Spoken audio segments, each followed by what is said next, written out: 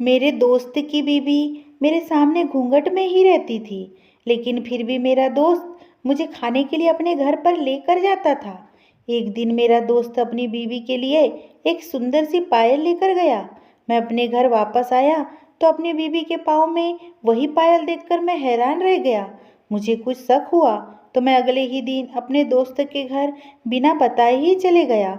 जैसे ही मैंने अंदर कदम रखा तो मेरी जान ही निकल गई, क्योंकि वो तो आज फिर शाम को समीर मेरे सिर पर खड़े होकर जिद कर रहा था कि मेरे साथ चलो, तुम्हारी भाभी ने बिरयानी बनाई है। मैंने साफ साफ मना कर दिया था।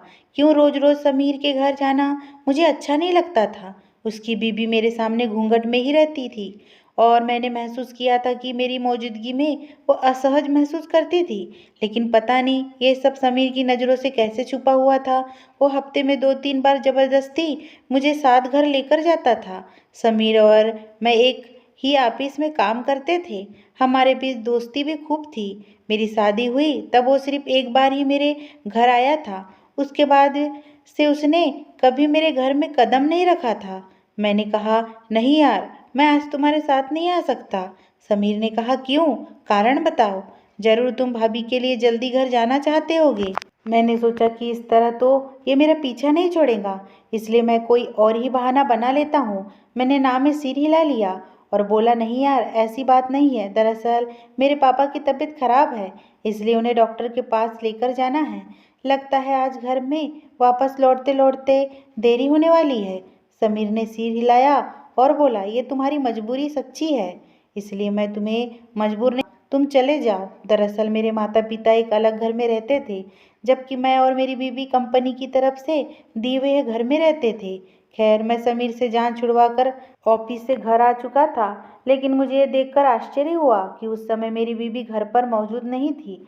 ऐसा पहले कभी नहीं हुआ था। नैना और मेरी शादी को 2 साल हो गए थे। इन 2 सालों में मैं जब भी ऑफिस से घर लौटता था तो अपनी बीवी को घर पर ही पाता था। उसका इस तरह घर से गायब हो जाना मामूली सी बात थी, इसलिए मैं चौकीदार के पास गया और बोला, भाई साहब, मेम साहब कहाँ गई है? कुछ बता कर गई है?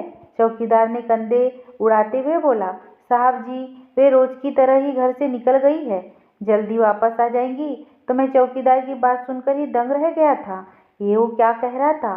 रोज की तरह घर से निकली थी, तो क्या वो अक्सर घर से बाहर जाती थी? तो मुझे इसकी जानकारी क्यों नहीं हुई? मैं बोला, भाई साहब, आपका मतलब क्या है? उसने कहा, साहब जी, हम तो नौकर हैं, हमें क्या पता कि घर के मालिक कहाँ से आते हैं और कहाँ जाते हैं। जब मेम साहब आ जाएंगी तो खुद ही पूछ लेना। मैंने सिर हिलाया और अपने कमरे में वापस चला गया, लेकिन मेरा दिमाग बुरी तरह से उलझ गया था। मेरी बीवी कहाँ जा सकती है? इसी तरह 2 घंटे बीत गए थे। तभी समीर का फ़ोन आया। उसने कहा, अंकल का चेकअप हो गया है क्या? क्या कहते हैं डॉक्टर? मैंने कहा, नहीं यार, पापा ने आज जाने से मना कर दिया था, वो किसी काम में बिजी थे। समीर की आवाज़ में चिंता झलक रही थी। वो बोला, अजीत, तुम ये क्या कह रहे हो?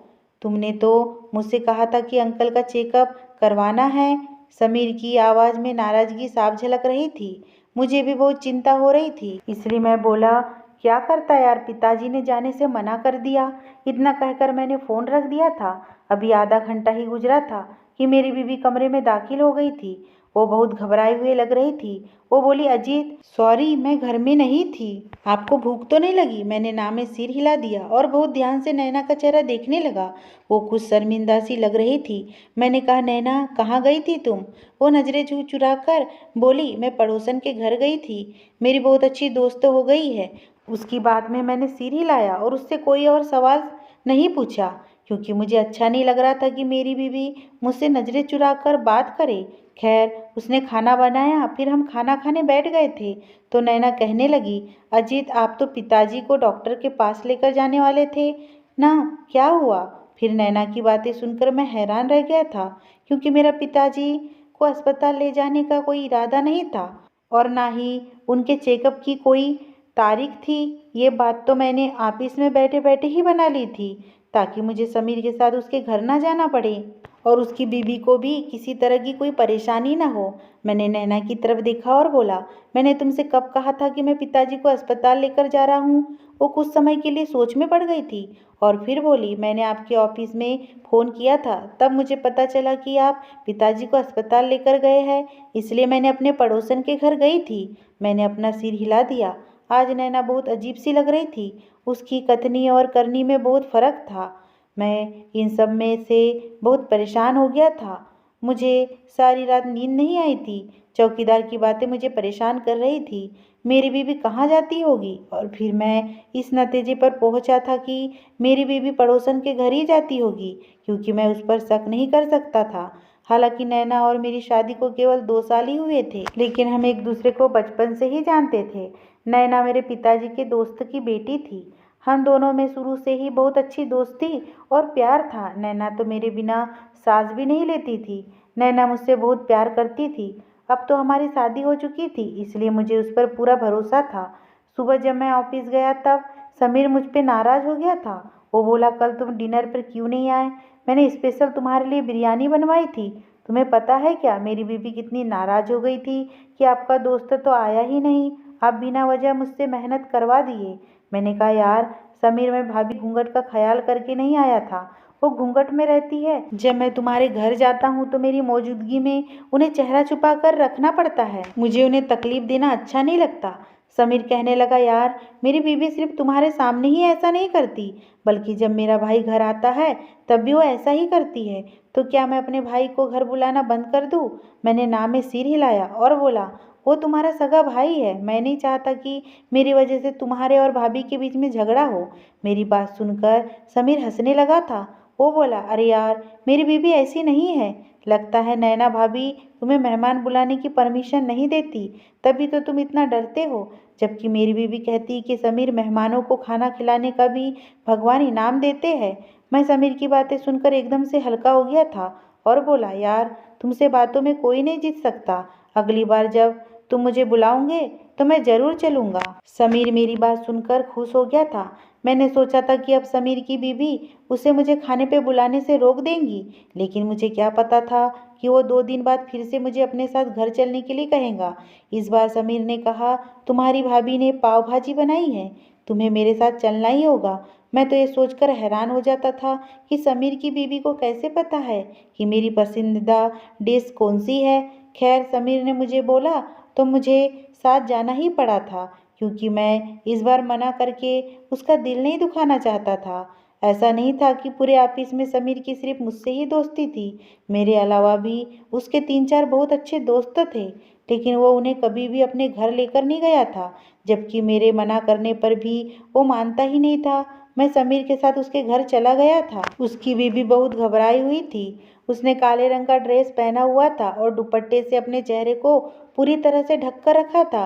मैं भाभी की मौजूदगी में अपनी आंखें नीचे ही रखता था, लेकिन फिर भी जब वो कुछ बर्तन रख ही रही होती तो बर्तन के बजने की आवाज़ से साफ पता चलता था कि बर्तन रखने वाले के हाथ काँप रहे हैं। खैर, खाना लग गया था तो मैं और मेरा दोस्त खाने के लिए बैठ गए थे। तभी मुझे नैना का ख्याल आया था। मैं बोला, यार तुम्हारी भाभी परेशान हो रही होगी, मैं उसे कॉल करके बता दूं कि मुझे लौटने में थोड़ी देर हो जाएगी। मेरी बात सुनकर समीर के मुंह में निवाला फंस गया था। मैंने झट से उसे पानी का गिलास दे दिया था, लेकिन फिर भी उसकी खांसी बंद नहीं हुई। फिर वो बोला, अगर तुम भाभी को छोटी छोटी बातें फ़ोन करके बताया करोगे तो उनके दिल से तुम्हारा रुतबा खत्म हो जाएगा। उनको ज़रा तुम्हारा इंतज़ार करने दो। इंतज़ार की तरफ से ही मोहब्बत बढ़ती है। मैंने हंस दिया और बोला, बस बस, अपने विचार अपने पास ही रखो। हम दोनों में बचपन से ही बहुत प्यार है। समीर की मुस्कुराहट एक क्षण के लिए फीकी पड़ गई थी। उसके चेहरे पर एक अलग सी झलक आई थी, जिसमें समझ नहीं पाया था। मैंने अपना मोबाइल उठाया और नैना का नंबर डायल किया था। तभी घंटी बजने लगी। तभी मैंने किसी एहसास के कारण फ़ोन कान से हटा दिया था। ऐसा लगा था जैसे नैना का मोबाइल किचन में बजा हो, लेकिन अब आवाज़ बंद हो गई थी। मैंने फिर से फ़ोन कान पर लगाया और बोला, नैना कहाँ हो? नैना बोली, मैं कहाँ जाऊँगी, मैं तो घर पर ही हूँ। आप मुझे बताओ कि आप कहाँ हो, मैं कब से आपका इंतज़ार कर रही हूँ। मैंने बोला, यार आई एम सॉरी, मैं तुम्हें बताना भूल गया था। दरअसल मैं समीर के घर पे आया हूँ, मैंने यही खाना खा लिया है, तुम भी खा लेना। नैना ने हाँ बोला तो मैंने फ़ोन रख दिया था। खाना ख़त्म करके मैं अपने घर आ गया था। मैंने अपने घर में दाखिल हुआ तो किसी एहसास की वजह से एक पल के लिए रुक सा गया था। मैंने चौकीदार से पूछा, भाई साहब आज मेम साहब कहीं गई थी क्या? उसने हाँ में सिर हिलाया और बोला, जी गई हुई थी, अभी बस 20 मिनट पहले ही लौट आई है। मुझे आश्चर्य हुआ था क्योंकि मैंने 1 घंटे पहले ही नैना को फ़ोन किया था और वो मुझसे कह रही थी कि मैं घर पर ही हूँ। पता नहीं क्यों वो अपनी बातें मुझसे छुपाने लगी थी। जब मैं अपने कमरे में आया तो नैना अपना मुंह फुलाकर बैठी हुई थी। मैं उसके सामने जाकर बैठ गया और बोला, क्या बात है नैना, तुम बहुत नाराज़ लग रही हो। तो वो बोली, तो क्या मैं अब नाराज़ भी नहीं हो सकती? आप हर दिन अपने दोस्त के घर चले जाते हैं, मुझे तो अब ऐसा लग रहा है कि आप मुझे टाल रहे हैं। आप दोस्त का नाम लेकर कहीं और चल जाते होगे।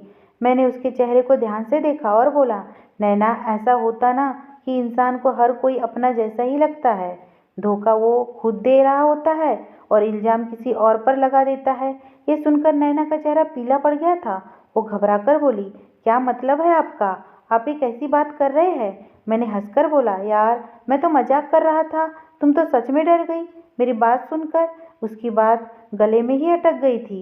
वो बड़ी मुश्किल से बोली, नहीं नहीं, मैं क्यों डरूं? मुझे तो आप पर हैरानी हो रही है कि एक तो आप बिना बताए घर से चले जाते हैं, फिर मेरे सवालों का जवाब देने के बजाय घुमा फिरा कर बातें करते हैं। मैंने नैना का हाथ पकड़कर बोला, नैना जब कोई बिना बताए घर से कहीं चला जाएगा तो क्या होता है? नैना कहने लगी, ये गलत बात होती है। पति पत्नी एक दूसरे का लिबास होते हैं, वो एक दूसरे के राजदार होते हैं। उनमें ऐसा चाहिए कि वो एक दूसरे से हर बात शेयर किया करें। घर से बिना बताए जाना बुरी बात है ना?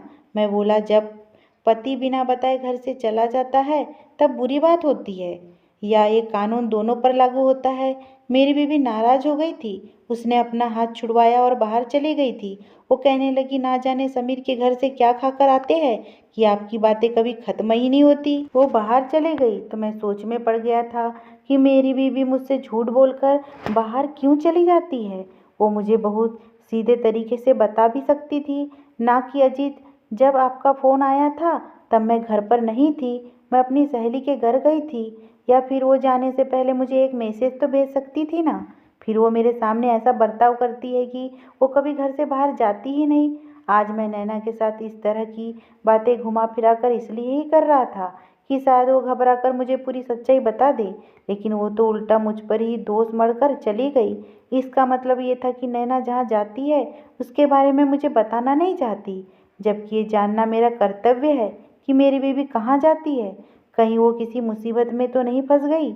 मेरी बीवी की सुरक्षा मेरे लिए सबसे ऊपर थी। मैंने सोचा कि मैं खुद पता लगा लूँगा, इसलिए मैंने चौकीदार से मदद लेने का फैसला किया। सुबह ऑफिस जाने से पहले मैंने चौकीदार को इशारा करके घर के बाहर बुलाया था। मैं बोला, भाई साहब मेम साहब कितने बजे घर से बाहर निकलती है? वो सोच में पड़ गया और बोला, वो घर से तभी निकलती है जब आपके ऑफिस की छुट्टी का समय होता है, और भगवान की करनी ये होती है कि उस दिन आप भी घर देर से लौटते हैं, लेकिन आपके आने से पहले मेम साहब घर पे पहुंच जाती है। मैंने चौकीदार को धन्यवाद किया और अपनी कार में आकर बैठ गया। चौकीदार ने मुझे जानकारी दी थी। उससे ये मालूम होता है कि किसी न किसी तरह से नैना को पहले ही पता चल जाता होगा कि मैं समीर के घर जाने वाला हूँ। अब सोचने की बात यह थी कि अगर मैं अपनी बीवी को अपनी दिनचर्या के बारे में नहीं बताता तो उसे मेरी इस दिनचर्या के बारे में कौन बताता होगा।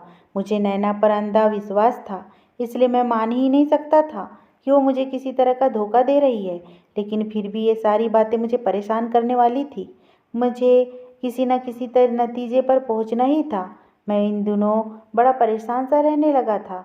समीर को भी मेरी परेशानी का एहसास हुआ था। वो बोला, क्या बात है अजीत, तुम आजकल बड़े परेशान से लग रहे हो। अब मैं भला उसे क्या बताता कि मेरी बीवी मुझे बिना बताए घर से चली जाती है और मुझे उसकी चिंता सताती रहती है।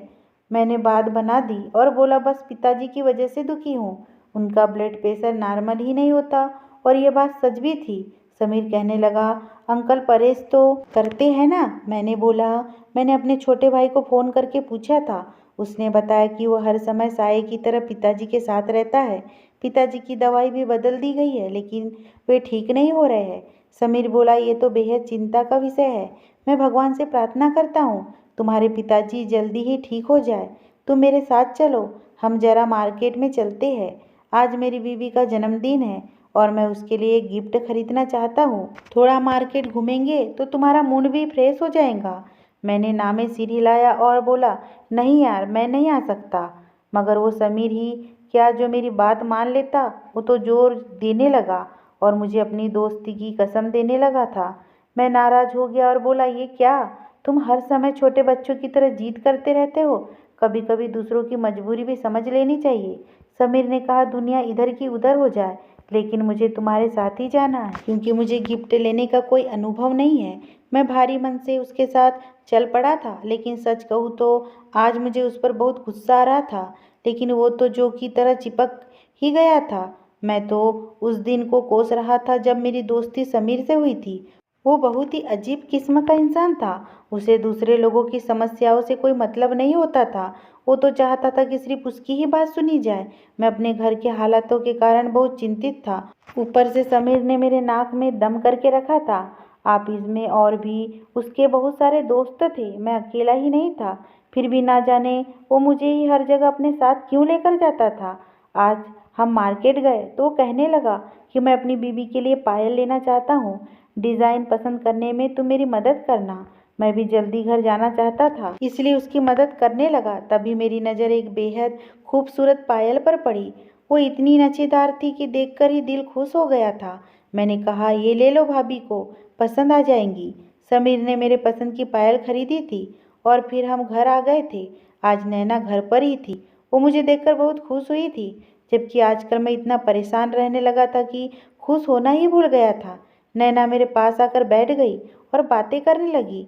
वो कुछ देर तक इधर उधर की बातें करती रही, जबकि मैं हूँ हाँ में ही जवाब देता रहा।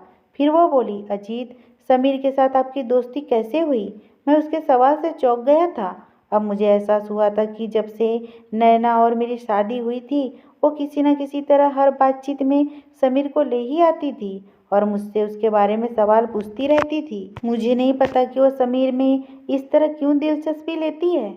मैंने कहा, समीर से मेरी दोस्ती 1.5 साल पहले ही हुई थी। हमारी शादी के बाद मेरी उससे दोस्ती हो गई थी। मुझसे पहले ऑफिस में कई लड़के उसके दोस्त थे, लेकिन मुझसे दोस्ती करने के बाद उसने हर किसी को पीछे कर दिया था। अब तो हर समय वो मुझसे ही बातें करता है, मुझे ही हर जगह अपने साथ लेकर जाता है, अपने घर भी लेकर जाता है। मैं तो मना कर देता हूँ। वो इसलिए क्योंकि उसकी बीवी हरदम घूंघट में ही रहती है और मुझे रोज रोज उसके घर जाना अच्छा नहीं लगता। लेकिन ये समीर तो मेरी बात समझता ही नहीं। वो हर बात में मेरे से जिद करता है। अब मैं उससे थक चुका हूँ। नैना झट से बोली, किसी की ईमानदारी और प्यार से तंग नहीं होना चाहिए। खुशनसीब इंसान वो होता है जिसे सच्चे दोस्त मिलते हैं। मैंने सिर हिला दिया था। आज मैंने नैना को समीर के बारे में विस्तार से बता दिया था। तभी नैना ने मेरा हाथ पकड़ लिया और बोली, अजीत, अगर आपको कभी पता चले कि समीर ने आपको धोखा दिया है तो आप क्या करेंगे? नैना के इस सवाल पर मेरे कान खड़े हो गए थे।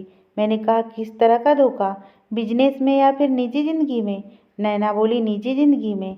मेरा मतलब है, आपका दोस्त आपके हक पे डाका डाल दे तो आप किसी चीज़ को बहुत दिल से चाहते हो और अगर समीर वो आपसे छीन ले तो आप क्या करेंगे?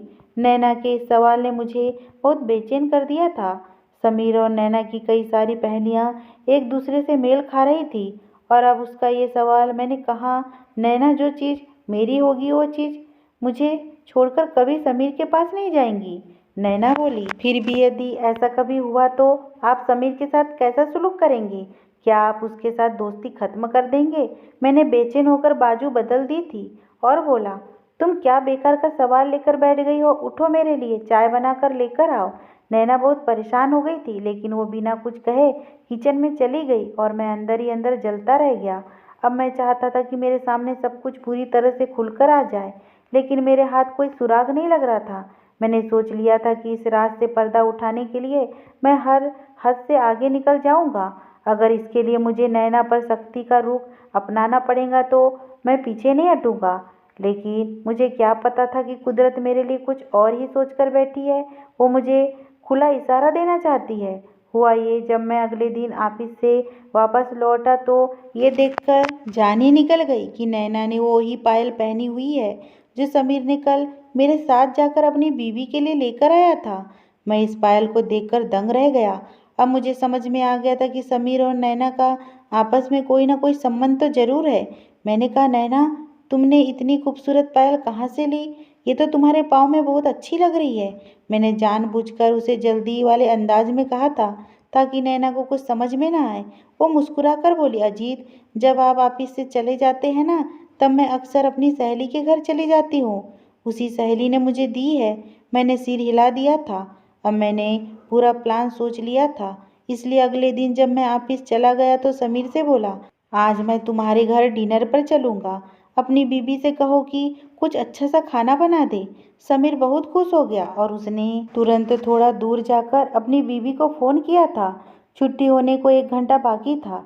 तब मैं समीर को बिना बताए चोरी छुपे ऑफिस से निकल गया था और उसके घर की ओर बढ़ने लगा था। उसके घर पहुंचते ही मैंने अचानक से दरवाज़ा खोल दिया और अंदर दाखिल हो गया। तभी सामने का मंजर देखकर तो मुझ पर कयामत ही टूट पड़ी थी, क्योंकि वहाँ तो मेरी बीवी नैना बैठी थी। नैना मुझे देखकर थोड़ी डर गई। मैं आगे बढ़ा और बोला, नैना, तुम और यहाँ? तुम कैसे जानती हो इन लोगों को? नैना रोने लगी और मेरे कदमों में गिर गई और बोली, अजीत, मेरी बात सुनो, मैंने आपके साथ कोई धोखा नहीं किया है। अजीत, आप तो जानते हैं कि आपके पिताजी के दोस्त के यहाँ 2 जुड़वा बेटियां पैदा हुई थी। दोनों का रंग रूप एक जैसा ही था। आपकी नैना से सगाई हो चुकी थी। वो भी आपको बहुत चाहती थी, मगर जब शादी की तारीख तय हुई थी तो वो थोड़ी घबराई हुई थी। मुझे उस पर शक हुआ कि जरूर कुछ तो गड़बड़ है। मैंने उससे कई बार पूछा, लेकिन उसने मुझे अंदर की बात नहीं बताई। जब शादी का दिन आया तो नैना घर से भाग गई। उसने एक खत लिखा था जिसमें उसने ये बताया कि रेखा की हार्ट अटैक से मौत हो गई है। मैं एक बेकसूर थी, लेकिन फिर भी घर वालों ने मुझे ही मार दिया। मैं तब से आज तक नैना बनकर आपके साथ ही रह रही हूँ।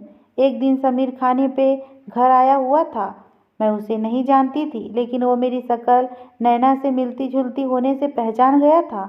घर आकर उसने नैना से इसका जिक्र किया तो नैना ने मुझे फ़ोन किया और हमारा फिर से संपर्क हुआ। और समीर आपको इसलिए ज़बरदस्ती अपने घर लेकर जाता था ताकि मुझे और मेरी बहन को एक साथ वक्त बिताने का मौका मिल जाए।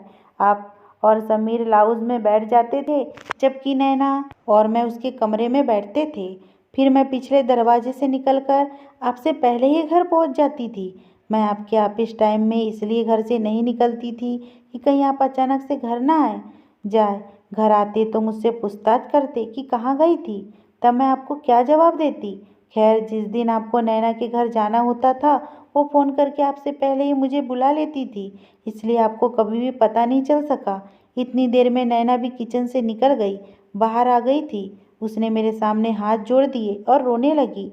वो बोली, मुझे माफ़ कर दो अजीत, मैं समीर से मोहब्बत करने लगी थी। मोहब्बत किसी और के साथ और रहती आपके साथ तो यह बहुत बड़ा अन्याय होता आपके साथ, इसलिए मैं घर से भाग गई। आपको रेखा के रूप में मुझसे अच्छी बीवी मिल गई है। प्लीज़ मेरे किए की सज़ा इसे मत दीजिएगा। मैंने रेखा का हाथ पकड़कर उसे अपने घर लेकर आ गया था। मैंने समीर से बात करना बंद कर दिया था, जबकि रेखा हर दिन मुझे समझाने की कोशिश करती है और चाहती कि मैं समीर और नैना के साथ सुलह कर लूँ, लेकिन मैं अभी तक किसी नतीजे पर नहीं पहुँच पाया हूँ। आप बताइए, मुझे क्या करना चाहिए? समीर और नैना को माफ़ कर देना चाहिए या उनसे अलग हो जाना चाहिए? अगर ये स्टोरी आपको पसंद आई हो दोस्तों, तो प्लीज़ मेरे चैनल को सब्सक्राइब करना बिल्कुल ना भूलें।